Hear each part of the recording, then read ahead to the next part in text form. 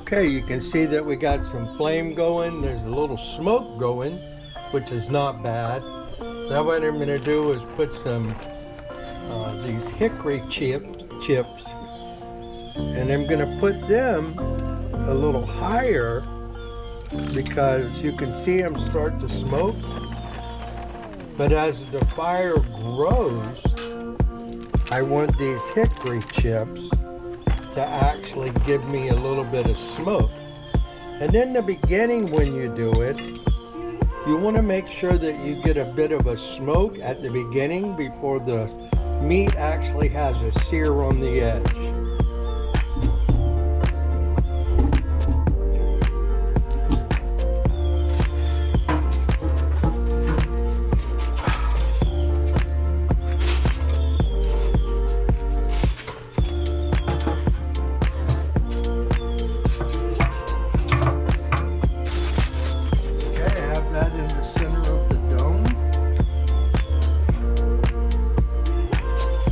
Starting to smoke from the hickory chips.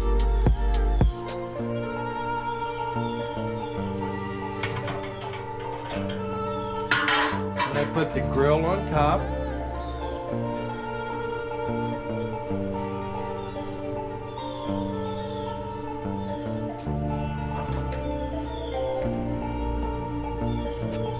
And we take our ribs.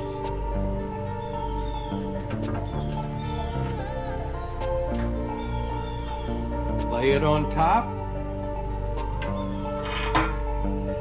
Shut the lid. I've got the chimney open.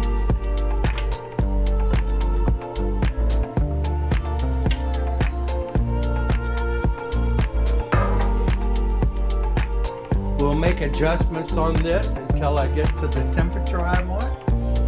And then from there, we'll just keep adjusting opening up top. I have the bottom vent open all the way. All right, here we have the egg fired up. I've got the indirect to see the flame underneath going. That's from the coals spreading. I lit it in the front. And I've got a sweet potato wrapped up over the fire up front. Put that where it's the hottest. I've got onions peeled. We've got ribs, and we did a maple seasoning on it and then a garlic seasoning on it. Both sides. I got it meat up, bone down, so the bone gets the intense heat. See, the more I keep this open, the bigger the flame gets. So we're going to close that. And it was up to temp about 200. Don't want it to get too hot, so I keep the top control a little bit, and the bottom control is completely open.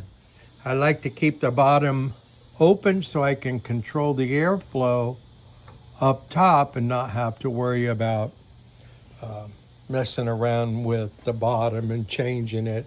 So literally control the airflow and the temperature from the top vent. Okay, we'll be back. Live, love, and cook.